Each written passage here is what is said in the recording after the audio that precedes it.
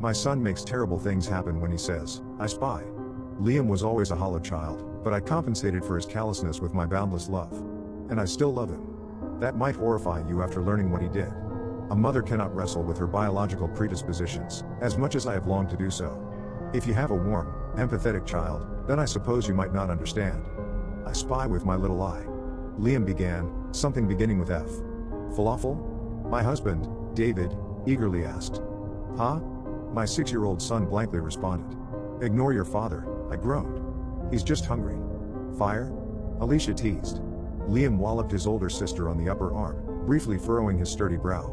He quickly composed himself, but I saw that fleeting flicker of humanity. Fear was the only emotion my son ever seemed to possess, and only the mention of fire could elicit that response. Alicia. I scowled. What have I told you about scaring your brother? He scares me constantly, Alicia huffed. Well, you're nearly a grown-up, so I expect you to be the mature one, I sighed. What about Field, Liam? Liam shook his head and smiled, but it was not a warm smile. It was not a human smile. It bubbled with boiling brutality, like a poison-laced broth. His pause filled me with terror. Fox, he whispered. David scoffed. Fox? Where did you see? My husband slammed the sole of his boot onto the brake pedal before he finished the question. The rubber of the Range Rover's tires scorched against the tarmac, and the bulky vehicle drew to an emergency halt. A fiendishly fast blur of red materialized on the road before us, and we found ourselves eyeing a fox. That ordeal occurred a year ago. We often talked about the unsettling nature of the coincidence. How had Liam known the fox would be on the road at that exact moment? Had he seen one a few minutes earlier? David chalked up the close call to calamitous chance. But my maternal instinct told me otherwise.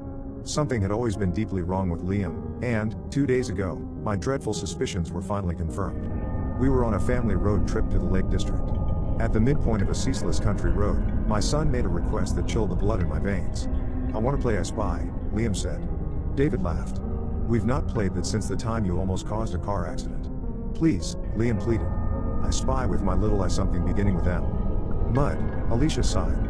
In the reflection of my wing mirror, I noticed my daughter staring dejectedly at the passing countryside. Murky farmland stretched to the horizon. Busy beads of rain trickled down the glass panes of the Range Rover, cascading towards the metal bodywork. The weather seemed to be worsening with every passing minute. No, Liam replied. Magnificent holiday? David chortled. Liam shook his head, then he smiled menacingly at me. Any guesses, Mum? I gulped, fearful of my son. Main Road? Liam sighed, faux exasperated. No. Shall I tell you? If it would put an end to your dumb game, Alicia said. The air in the car thickened. It became a foreboding fog that only I seemed to perceive. Call it what you will, a mother's intuition, perhaps. I saw a ghastly glint of glee in Liam's eyes. The raw power that shone far more brightly than a year prior. I trembled as my son uttered the answer. Maze. There is no rational explanation for the following events. The sun glared through the windscreen, bathing the world in blinding light. A second later, it cleared, revealing a sudden end to the road. Everyone but Liam screamed as David slammed on the brakes, bringing us to a halt about 3 feet before the abrupt termination point of the road. When I looked in the wing mirror, the road also came to a dead end about 20 feet behind us. Horrifyingly, our tiny stretch of road was encompassed by a 10-foot-tall tower of maize, corn crops, in all directions. A maze of maize, Liam giggled. Our son leapt from the car and disappeared into a narrow passageway through the slender, towering strands of corn. I shot a pale, petrified look at my husband. His expression mirrored mine. Did I veer off the road? He asked. How did this crop field appear? We're still on the road, Alicia quivered. There was nothing alongside us but muddy fields, and now we're surrounded by freakishly tall crops. Clarissa, wait for David started. I had already thrown my car door open, and I started to shout for Liam to come back. I watched him disappear farther into the maze and turned to face my husband. Why are you still sitting there? Come on, I implored. Exiting the car in a mad rush, I frantically dived into the maze to pursue my son. I knew exactly why David and Alicia were frozen in the car. They were still trying to process the supernatural phenomenon they'd witnessed. But I'd assumed something sinister about my son long ago. I was focusing on finding him. There was no time to waste. I wish, more than anything, that I'd waited for the rest of my family to catch up. I wish we'd banded together in that ceaseless cage of corn. Liam. I heard David call from ahead. How is he already in front of me? I wondered. The dimensions of space and time seemed a little muddy and misshapen in the maze field.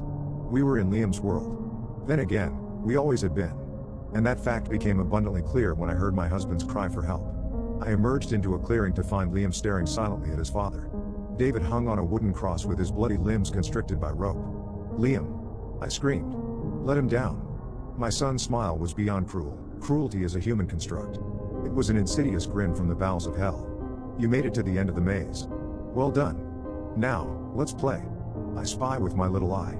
Liam began. "Don't," I whispered, "something beginning with I." He finished. "I don't want to play, Liam," I sobbed. "Please let Daddy down. I'm not mad. I just..." "Yes," Liam growled. Synchronizing with his guttural outburst, the gray, rainy clouds darkened to black, and thunder rumbled. I suddenly realized that the worsening weather during the car journey must have been caused by my unholy son. I whimpered tearfully. Insects?" Liam smiled. "No, Mummy. Insides." The scene that unfolded before I was unthinkably terrible. It has plagued me for the past few days, and I do not doubt that it'll plague me for the rest of my days. David started coughing. Crimson specks spluttered from his parted lips. The following sound, like a hefty wad of paper being torn in two, was almost as horrifying as the piercing screams that escaped David's throat. It was the sound of his flesh peeling backward as if he were being unwrapped. Red meat was slowly uncovered. I could only watch in helpless horror as the man I loved was turned inside out. Organs started to spool from his mouth, and the life drained from his eyes, which were starting to fill with blood. It was a brief spectacle, but one that plays endlessly in my mind. And when it was all over, Liam silently surveyed me. He was hoping for a specific reaction, I think. My sinister son was about to say something when a noise interrupted his thought. An engine. The Range Rover. Shredding through the edge of the maize field was a blazing box on wheels. My daughter was not behind the wheel, thankfully. The driverless vehicle, propelled, as I would later discover, by a weighty handbag on the accelerator pedal, plowed into the clearing. Liam screeched as it barreled towards him. In a barbarous burst of flame, the cross carrying David's corpse collapsed. The smell of burning flesh, wood, corn, and diesel filled the air. Following a dazzling burst of sunlight, the real road and its earthly surroundings returned. All that remained of Liam's nightmarish maze trap was the carcass of our car and Alicia, standing on the roadside in floods of tears. I embraced my daughter, and we mourned the loss of our family. We were picked up by a concerned passerby and driven to the nearest police station. There was no sign of anything that my daughter and I had seen. No maize field. No cross. No fire. No David. No Liam. My husband and son are officially listed as missing persons. Alicia and I have been bouncing from hotel to hotel, hitching rides and sleeping when we dare to do so. Liam is still out there. And I know it might sound strange to all of you, but I do hope he's safe. He's still my son, after all. Yes, I have to protect Alicia. I know that. I won't let him hurt her. I just pray that my son isn't playing I Spy with any other unfortunate souls.